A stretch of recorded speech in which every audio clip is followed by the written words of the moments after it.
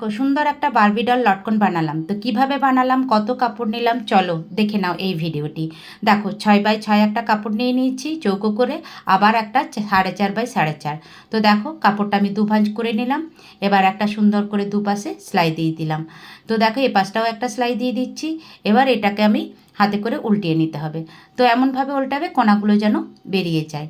এবার সমস্ত কাপড়টাকে একসাথে জুড়ে নেবে। জুড়ে তারপর দেখো আমার নতুন বন্ধুরা, তোমরা যদি এই যে কাপড়টা জুড়ে যদি মেশিনে সেলাই করতে না পারো, তাহলে এটা হাতে ছুঁচোতে দিয়ে করে নেবে।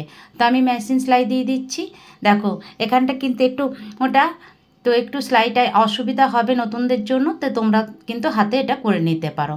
এবার আমি যেখানে আমি কাপড়টা জুড়ে নিলাম সেখানেই কিন্তু আমি লটকনের দড়িটাও ওখানটাতেই সেলাই করে দিচ্ছি।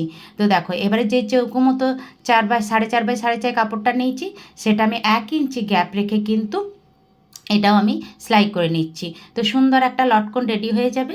তো ভিডিওটি যদি তোমাদের ভালো লাগে তো লাইক কমেন্ট শেয়ার করে দিও।